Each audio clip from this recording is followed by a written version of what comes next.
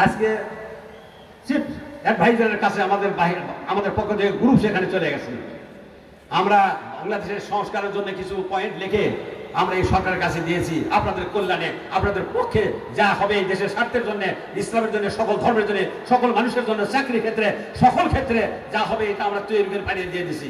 সেখানে উনি প্রতিনিধিত্ব করার কারণে উনি আজকে আসতে পারেন নাই, যার কারণে আমার শরীয়তপুর যাওয়া হয় নাই। আমি আপনাদের এখানে প্রোগ্রাম কিছুক্ষণ আগে আর একটা প্রোগ্রাম অন্য জায়গায় করার জন্য সুযোগ পেয়েছি। ভাইয়ারা, দুঃখের সঙ্গে বলতে হয় এই উপজেলার অনেক ভাই সাক্ষী রয়েছে।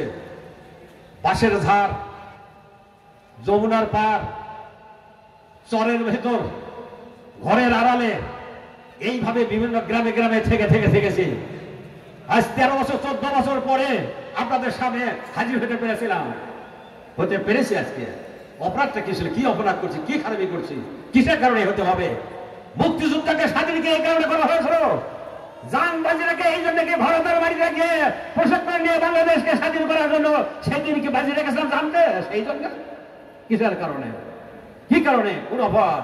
আজকে কারা আমাদেরকে এই কাম করতেছে? এরা আমাদের মুসলমান ভাই। এটা আপনাদেরকে মনে রাখতে হবে যে এরা কেন এটা করতেছে। এইটি কারণ, একমাত্র দলীয় কারণে তারা আমাদেরকে হত্যা করে। কিসের দলীয় কারণ?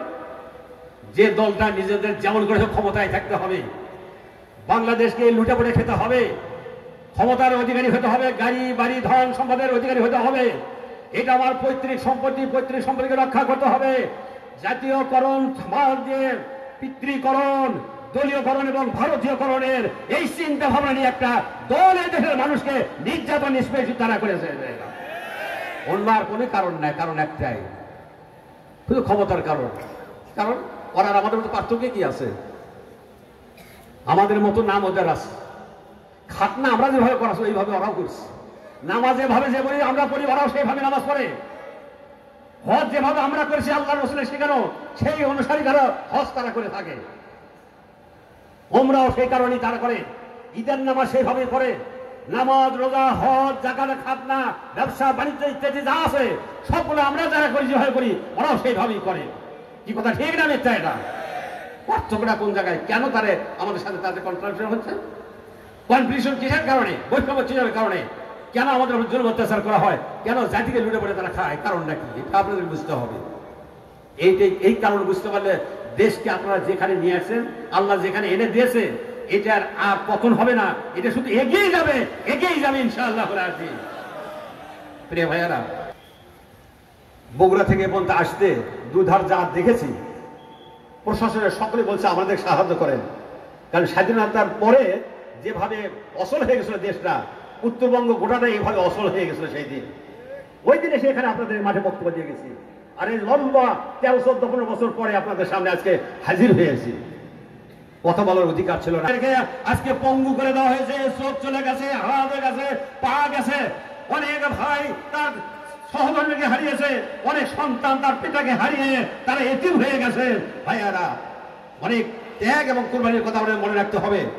আবু সাইদ যেমন বুক পেতে দিয়ে বললো গুলি করো আমাকে, আর এই পাষণ্ড পুলিশেরা, এই মুসলমানের বাচ্চা এই অবস্থা তাকে গুলি করলো। নিরস্ত অবস্থায় একজন ভাইকে গুলি করে শেষ করে ফেলে দিল। 6 জন সেদিন হয়ে গেছে। ভাইয়ারা, কোনো ছেলেবেলে বলছে মাকে, মা তুমি ঠিক আছে থাকো, আমি এক পাক রাখি। কেউ বলছে যে মা আমার ভাইয়েরা গেছে ময়দানে, আমি কি এখানে বসে থাকতে পারি? কেউ বলছে মা এই ময়দানে গিয়ে যদি আমি শহীদ হয়ে যাই, তুমি তো শহীদের মা হবা, তোমার তো চিন্তা করার কোনো কারণ নাই। মা তুমি চিন্তা করো না, আমি ফিরে আসতেছি। পরিবারে আমরা 2 লক্ষ করে টাকা পর্যন্ত অলরেডি দিয়েছি। তাদেরকে রিহ্যাবিলিটেশনের চেষ্টা আমরা করেছি এবং তাদেরকে আবার চিকিৎসার জন্য আমরা ব্যবস্থা করছি। কিন্তু এটা আমাদের খুব কম, সীমিত একটা দলের। সরকারও দেওয়ার কথা বলেছে শিক্ষা, তাদের চিকিৎসার জন্য, এবং ওই সমস্ত ভাইয়েরা যারা মৃত্যুবরণ করেছে তার পরিবারকে অনেক জায়গায় এখন চিকিৎসা পাচ্ছে না, তারা অনেক জায়গায় এই সহযোগিতা হয় নাই।